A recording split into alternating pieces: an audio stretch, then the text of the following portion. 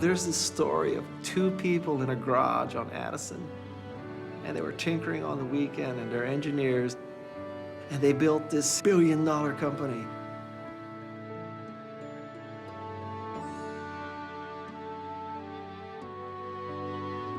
Bill and Dave encouraged people to be brave enough to take the risks and think as large as possible.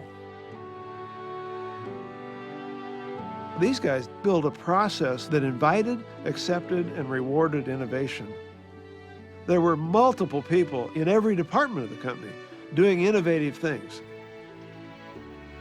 The essence of the HP way. Top management sets the overall objective and then gets out of the way and lets the people do it. HP set the standard for the rest of us. They became, in my mind, the icon of what business ought to be.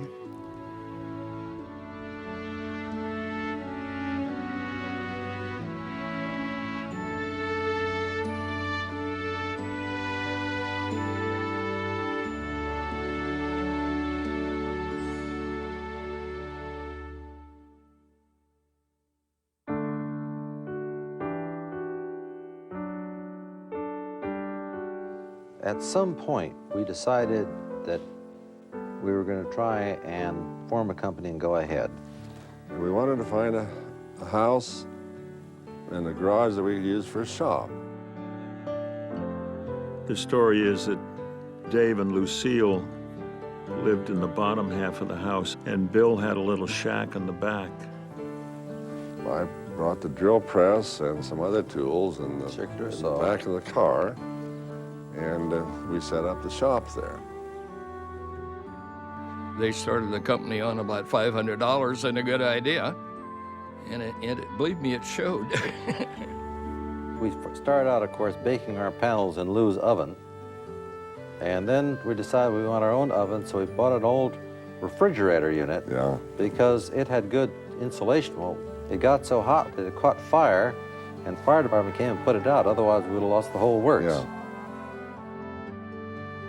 What got Hewlett-Packard really going was the first big order, and that came from Walt Disney for the movie Fantasia. They needed really good sound. And the audio oscillator, which was the first HP product, was the best device in the world for that. And simply produces a variable tone. You can hear what it sounds like. And that's just part of the range. We put together a set of specifications, a little sales pitch that Lou typed out for us. Remember how we priced it? Yeah. We didn't have any idea about pricing in those days, and I guess we started out with $54.50, wasn't it? $54.40 or $5. $54.40 or $5, something like that. The genius was not that they had all of the perfect tools, but that they had a drive and an energy and an entrepreneurship, a creativity. Two people in a garage with very little resources can create the next big thing. So HP was really the inspiration, I think, for the entire valley. It's no question.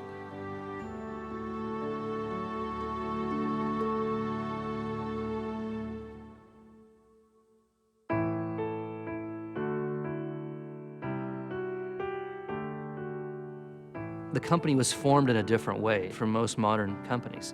It was formed out of friendship. These are two guys that just got along well together and decided to build a company, and then they'd figure out what they'd build after they got it going. Our primary interest was to bring some money in the door. We tried all kinds of things. We tried building shocking machines to make people lose weight, a device to tune harmonicas. Hewlett had an idea about an electric urinal flusher.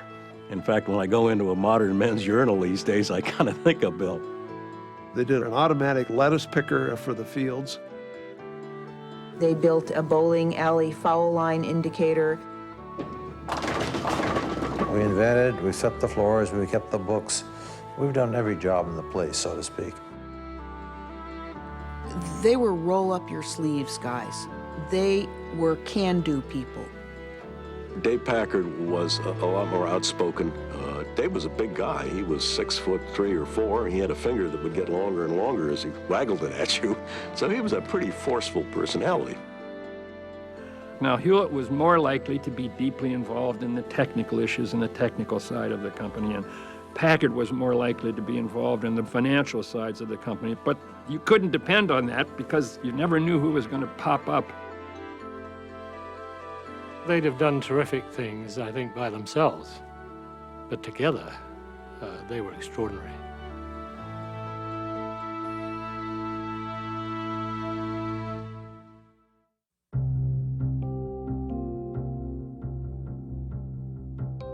There's this wonderful moment in the company's history. I think it was 1948. And he was at a meeting of business leaders. There were a whole bunch of CEOs from companies there, and the question that was raised, who is the company responsible to? And they're all talking about the most important thing is you have to actually focus on returning dollars to your shareholder and maximizing profits. That's a business model in which the human being is a replaceable part in the manufacturing and assembly process. David Packard stands up and says, actually, I respectfully disagree with all of my elders.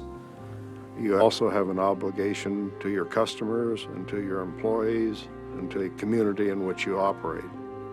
A purpose of a company is not to make money. It makes money in order to be able to do what it's really all about.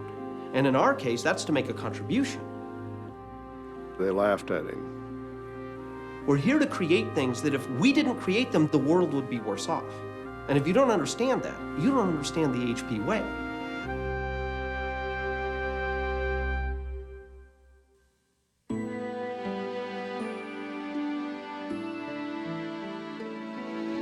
The thing that I fell in love with was there was an immense pressure to make a contribution. That was the key phrase, that you had to make a contribution.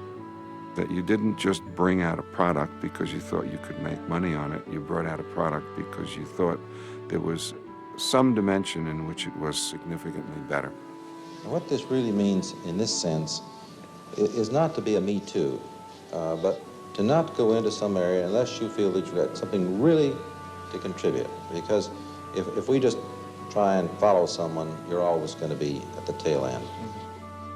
Dave and Bill expected good performance, and everybody pulled an oar to make a contribution. Everybody was proud of the company and the fact that we were really doing something worthwhile. The best measure of whether we do or do not make a contribution is whether we can market that product at a profit. In other words, whether it's worth more to the customer than it costs us to make. He realized that if the company didn't make a profit, they wouldn't be able to make a contribution in science and technology. They wouldn't be able to take care of their employees.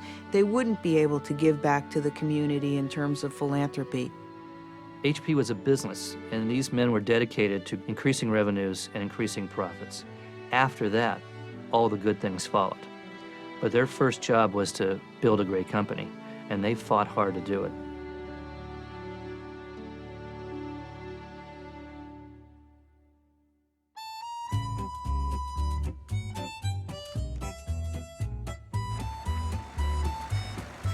We had all kinds of social things going all the time. We had our annual picnics. Dave and Bill would join right in, just being real human beings. Bill and Dave would be flipping the steaks, and then the head of finance and the head of marketing and the head of personnel, they'd be serving the salads. Even when there were thousands of employees, it would be unlikely that Dave wouldn't know somebody in a particular work group. How's your child? Did your father recover? There was a very close relationship. It's part of the informal atmosphere that made us much more effective than a rigid hierarchy would have permitted. We're more like part of a family. It was a company that cared enormously about its employees. And how can you beat that? You weren't just building a product, you were building a company of people.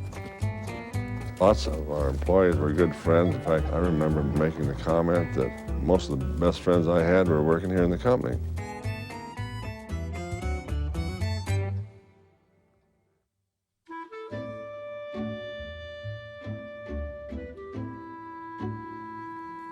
First time I met Dave Packard was in 1952. I hadn't been with the company very long. He showed up in the lab at about 6 o'clock or so, and I was still taking measurements. And we were having trouble with a particular device, an attenuator, and I became aware of this big man sitting next to me on the stool. He got behind me and said, "Hey, Art." He says, you take the readings and I'll write it down on your notebook. I moved over and he tested some of these things, and he said, "You know, you're right. They're not passing." So we worked past midnight taking data. We are working more like companions than bosses. The most important thing about these guys is you never felt that they were separating themselves from the employees. We built up this feeling of a small company in which you had personal knowledge of really everything that was going on. What we've tried to engender is this attitude that it's everybody's business to do a good job. Hopefully we'll all benefit if we do so. It was just something magic. Designing the products, laying them out, doing the software. And we're all part of the same thing and working together. And, you know, as long as we're working, we take care of each other. And boy, that sure influenced my thinking.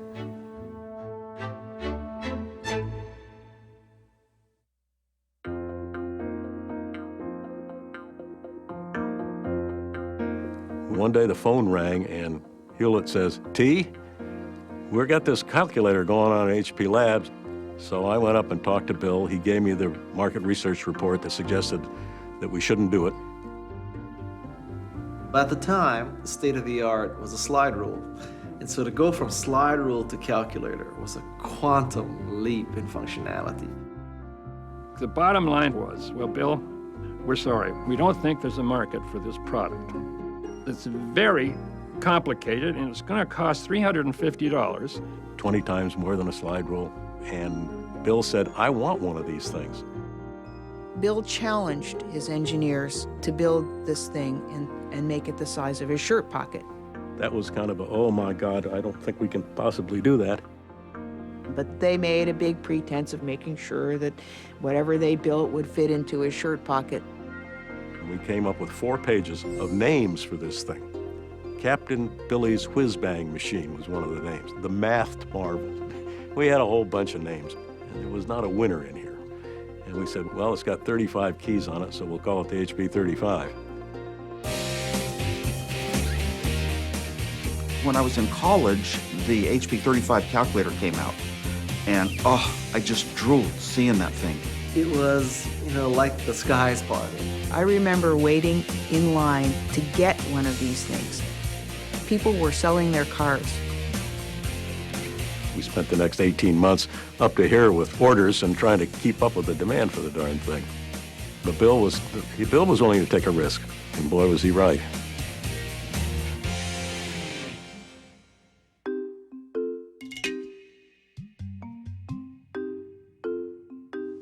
We went from a specific, fairly small type of company and laid the groundwork to expand into a larger domain.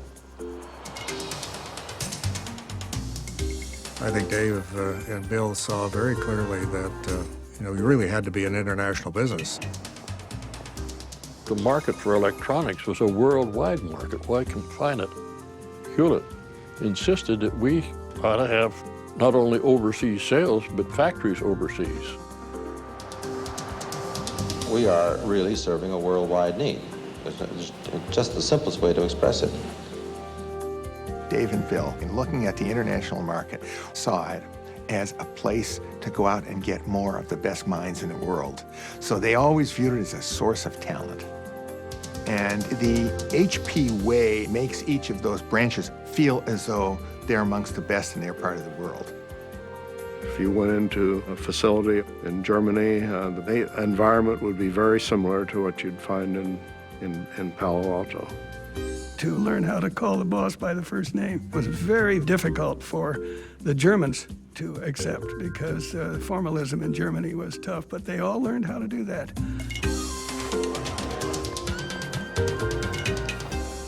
その両方のアメリカの文化と日本の文化が全くこうミックスするって言いますかね、こうごちゃごちゃになってると、上位形といいますか、特に下からの意見を非常に言いやすいということが言えました。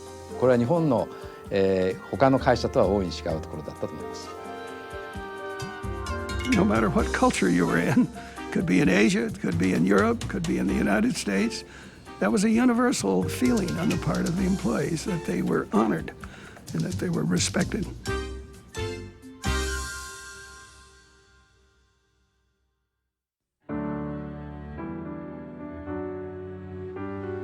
I believe it's very important that people have some part in making the decisions that they're going to be involved with. They're going to be much more effective in implementing those decisions.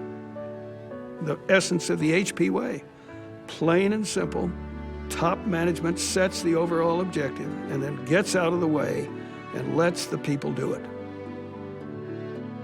They had a slogan: decisions should be made at the lowest possible level. Dave used to say that. A rank doesn't matter, titles don't matter, which degree you have and from which school doesn't matter. It's, are you part of this team and what can you contribute to it, and are you doing your job? They encouraged people to be brave enough to take the risks and think as large as possible. Trust the people, give them the tools, hire the best people, get stuff done. This was what HP did. It trusted people to do the job. And you stepped up. You really stepped up. It scared the hell out of you. Made you into a better person.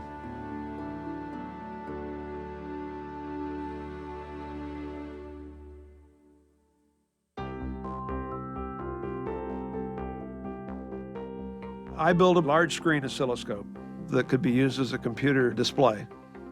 My bosses weren't all that wild about it, but they let me show it to Dave and Bill. And Dave told my boss, you know, when I come back next year, I don't want to see this in the lab. When he came back a year later, the project is in production. He was incensed and said, you know, I thought I said to kill this thing. I said, no, sir, what you said was you didn't want to see it in the lab. It's not, it's in production. The market forecast was for 31 of these things. Over time, we sold 17,000 of them. Most importantly, it was used for you to see Neil Armstrong's foot hit the moon. The thing was successful, and Dave had the humility to say, and the self-confidence to say, I was wrong. So I have here a Medal of Defiance in recognition of extraordinary contempt and defiance beyond the normal call of engineering duty. Dave wanted to make a statement that maverickness is expected in a way. So these guys built a process that invited, accepted, and rewarded innovation.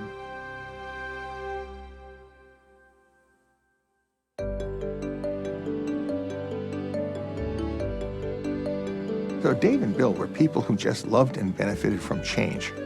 It didn't matter how big HP got. To them, change was something that they always looked at and said, where is the opportunity? This company, in 60 years, morphed itself 5 times. It was a voltmeter company, and then a microwave company, and then a handheld calculator company, and then a computer company, and then an ink company.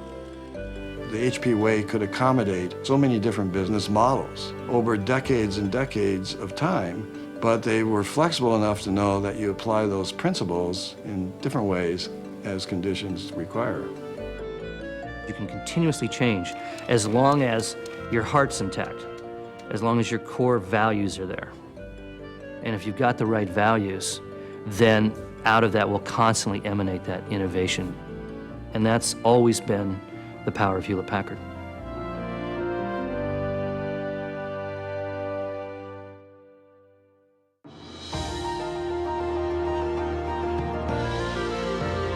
It's no exaggeration to say that Bill Hewlett and Dave Packard created Silicon Valley.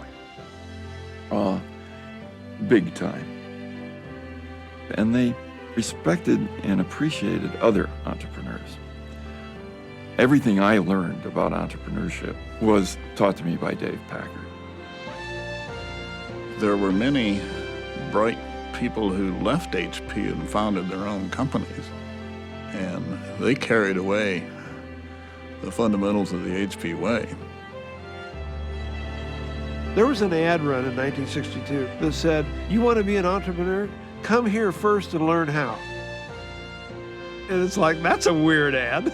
You know, you're encouraging people to go elsewhere.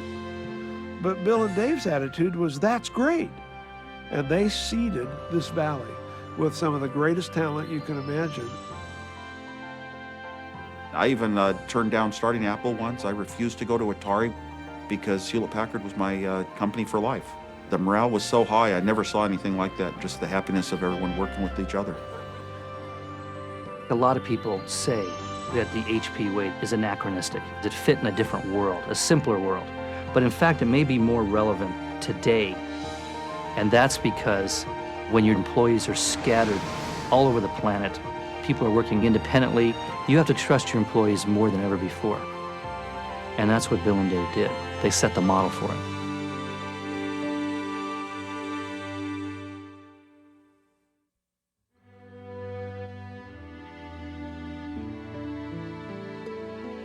So you ask what kind of people were they? They were giants. They really were. They're just amazing people.